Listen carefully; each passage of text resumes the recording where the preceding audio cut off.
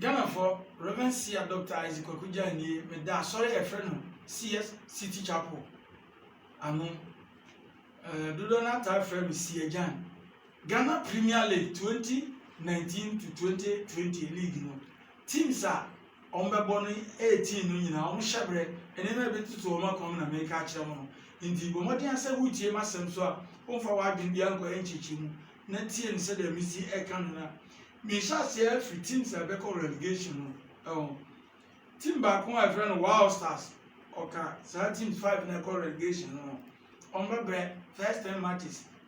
about din say on betimi 12 points. Points are made at all when you 12 points. Now we will not manipulate with team BT say Liberty Professionals and Bishop Drafts. Team 2 Kingfisher so on benya 10 matches no on be pima ko 14 points. Na Kingfisher have brave una mane or refuse for example refuse any omun dinye nti omo mani enko sa eno afi Great Olympics so ebe call relegation. So sa omo bebo modern away pass ni fie afi 11 wonders the chairman omo eka teams a ebe call relegation no omo coach omo timi ni coach ni mie omo be coach na di team number 5 Abusuan Drafts omo eka teams ebe call relegation no in this so this is the 5 teams me hu omo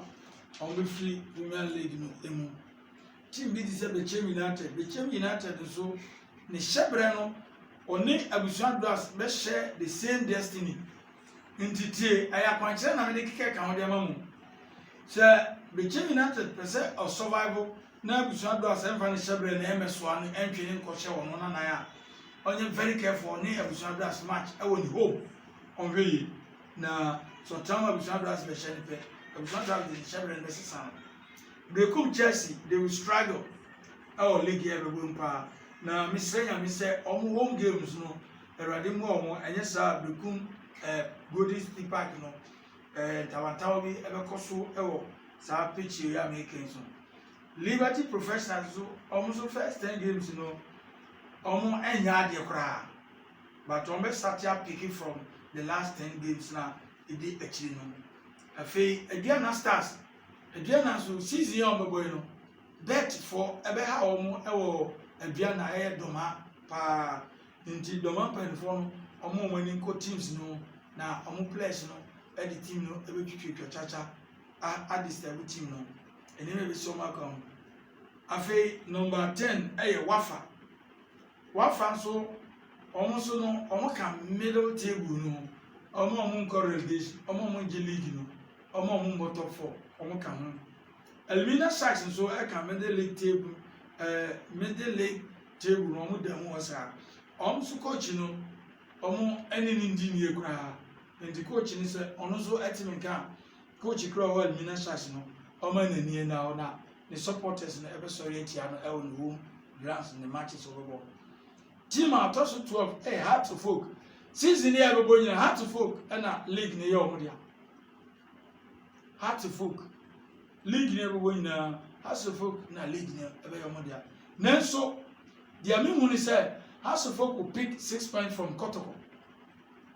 omo tie nie Heart to Folk ebe pick 6 points from Kotoko direction ne to azuni Heart to Folk I just said divine intervention bi and bet me nanti sa pa dia penima mi hu no Heart to Folk league no ayo omo dia na it is so many asante Kotoko ba ball presidential cup adia me empire me bon se Kotoko enhye Heart to Folk o sa ayimu ende sa on ko hye Kotoko pe almost points na down 6 no me Kotoko be che be kwa ko 3-3 e ko ba sa so be se on mo shebre no ndi omu tie me omo so mo wo mu ani na ho afei Ashanti Gold the first 10 games me hu no wa pick 21 points every mu na omo na me hu say divine intervention bi ebeto omo so afiwe ta divine intervention say divine intervention ebeto omo so we sa kwantire we yi pa omo ne has for game both home and away has shemu ba kokran pe omo diri omo de na so omo so pesa divine intervention na to omo so afi no ɔmo pɛ sɛ ɔmo de bibi a ɔmo ɛmo ɔmo ani na hɔ ɔmo ne has to folk games a ɔmo bɔ both home and away. Number 14 Asante Kotoko. Ɔmo so first 10 games no ɔmo so bɛ pick 18 points every mu. Na Kotoko afi no mpanimfoɔ no ɔmo ani na hɔ deɛ mi hu ni sɛ ɔmo bɛbɔ draw dodo as matches ɔmo bɛ lose. Kotoko lose matches bebree saa but ɔmo bɛbɔ draw paa. Ɛno na bɛma ɔmo points no ɛso atete. Na mi hu adeɛ bi sɛ Kotoko ne Aduana rapre da wɔn ntɛm a yɛ ana ɔmo bɛbɔ ana yɛ dendenden na dɔmaafoɔ no punish ɔmo afi yɛ deɛ Aduana ntumi punish Kotoko bebree te sɛ deɛ dabi bi ayɛ ɔmo ɛyɛ no nti ɔmo nso nhyɛ no so. Karela United so ɔmo nso first 10 games no ɔmo nso no nneɛma bebree ɛbɛkɔ so na Karela ɛyɛ team bi a maybe 2014 mi sɛ na team bi ba Premier League no ya ɔmo free baabi a skani bi team a na 2020 no ɔmo Premier League no abɛgye nti afiwe no teams a ɛbɛpere wɔ top no tienie teams a ɛbɛpere wɔ top no Karela United ɛka ho ɔmo bɛtete nkurɔfoɔ pa na team a ɔno so yɛfrɛ no Midiama nso ɛbɛyɛ team bi a afiwe no ɔmo so league no ɔmo we ɔmo mu ɔmo anim ase ɔmo bɛbɔ ɔmo mɔden ba nyɛ sɛ ɔmo de bɛgye league no so ɔmo so ma sign 18 points ɛde ama wɔn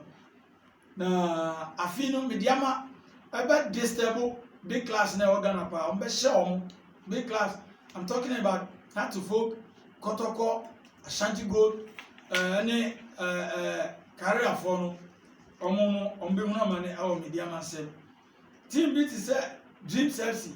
ɔmo nso middle league table no ɛhɔ a na ɔmo hyɛ ɔmo mfɔ ɔmo deɛ ne nkɔhwee ɛna afei Interlights nso ɔmo nso ɔmo nyinaa no ɔmo first 10 games no saa na ɛbɛkɔ akɔsisi nti mi team free so nso de ba Hatofok, Ashanti Gold, Karela United and then Asante Kotoko. These are 4 teams we and never cover top. Now 4 teams we know Obia betting a union go free position as a son. Obi to me free as your MSS Kotoko position. Obi to me free window MSS maybe a house and now say Karela and now Ashanti good position. And it's so far so good. This year league now, this league now the new GFA league now the new GFA na administration independent for any be on Babylon and nema ebesisi mu league no emu hihye de obedi nkan de obere de obedi da medal ana ma hihye e da bia no Reverend Sia Dr. Isaac Kwakuja ni sa adewe bomoden asa obekipu de ebesi bia no se me kan se no wan shada antimase a me number is 055 339 2020 055 339 2020 betumi abisa mo emfo adwene cheche masemu eya me mpene sa oyamisa no mo ka amen.